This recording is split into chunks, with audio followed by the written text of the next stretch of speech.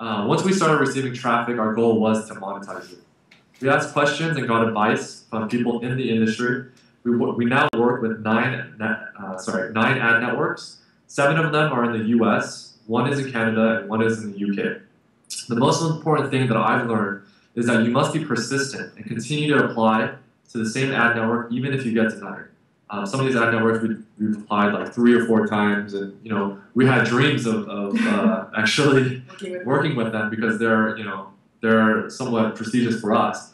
And once we got accepted, we were really happy. But some of them still haven't approved of us. It's been 3 years, so. But some will, accept you eventually. So hopefully, if space opens up or whatnot. Also, I would not recommend committing to an exclusive relationship with just one ad network.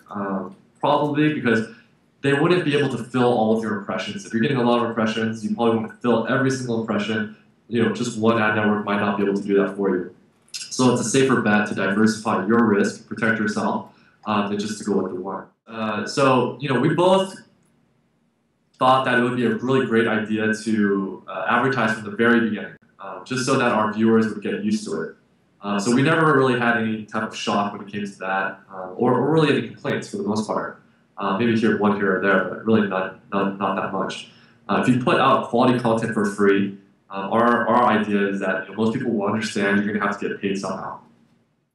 Okay, so first off, I would say that find a niche and keep it reasonably focused. Keep it clean and safe for work, and that's really important. You want to keep your brands feeling as though they can rely on you to put out safe content. Not something that they're going to be ashamed of. It's going to shame them, embarrass them. I would say test out many different ad networks. Find out which ones work best for you, and use a strong ad server like DoubleClick to manage them. Other than that, once you do get approved from these ad networks, maintain a close relationship with your account manager because they can really help you out in the long run.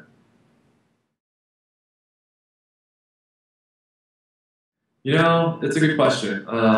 Yes, we thought about it. We thought about it before you guys came up with it. But the question is, do we believe in it?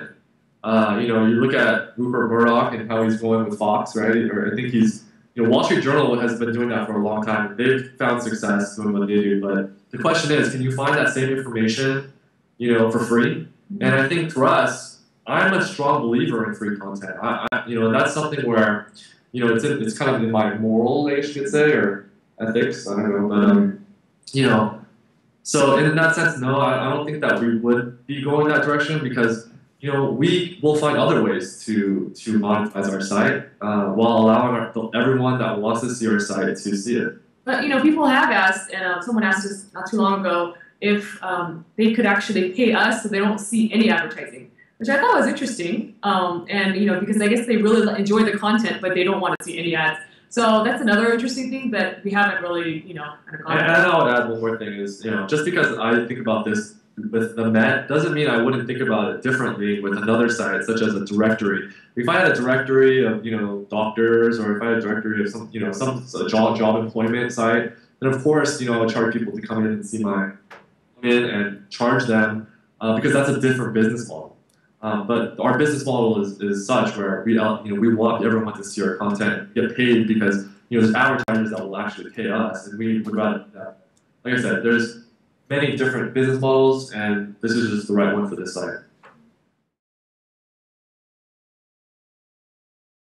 In our first year, the first 3 or 4 months, we were still trying to find our voice.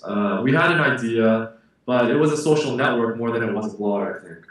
And so that first year is really seeing if you can get the traffic, because that's the most important part of that, part of everything. If you get the traffic, you can figure out everything else later. So if that person in the third or 4th month is seeing traffic, figure out a way to find out why you're getting traffic and try to direct your attention to that and get more traffic. In that first year, at the end of the year, or into year 2, find ad networks or find people that are going to pay you for advertising. And a lot of this, when I say that, I don't mean just slap on Google AdSense because that's not going to work. For a lot of people, especially us, that didn't work for us. Of course that's the first place you try, it's like the first thing you try, but a lot of times it's not going to work because you're going to get paid pennies on the dollar or pennies for 1,000 impressions or whatnot. Unless you're highly niche. Unless you're highly niche, and those. So it'll work for some because Yeah. if you're writing about like, let's say for instance like insurance or something like that, where like the keywords are going to be really expensive, and people actually click on your ads, that's the key too. Then okay, maybe you can put Google AdSense. It'll work for some people, right? But for most people, if you're putting out like for us, if you're putting out like quality content that brands want to associate themselves with, then you're talking about now getting into high CPMs, right? Instead of just click-through rates, performance ads, things like that. But then that is a CPM model where you're going to have to get lots of traffic. So different, it depends on what they're trying to do, I guess.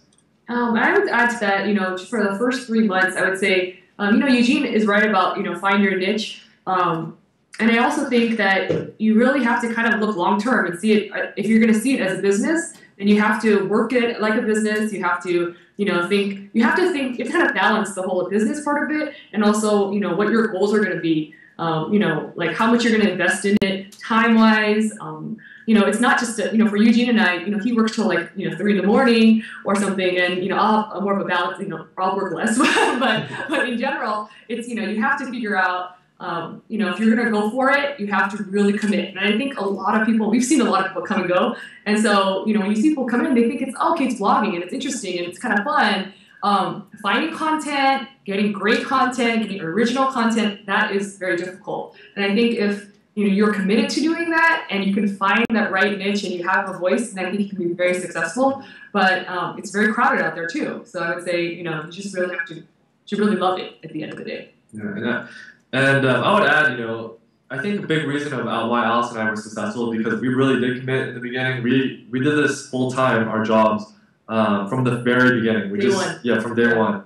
And so in year one, we were still trying to figure it out, right, and trying to break even, right, and become profitable.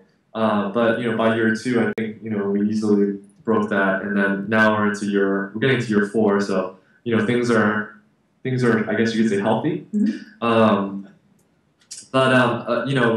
I would say also, like, year 1 was finding ourselves, year 2 was finding out how to monetize that traffic, and then year 3 was really about branding.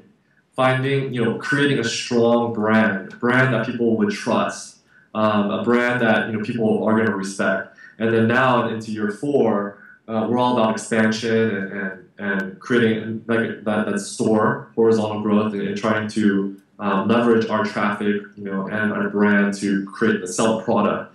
And so, and then among other things, we want to grow our site as well.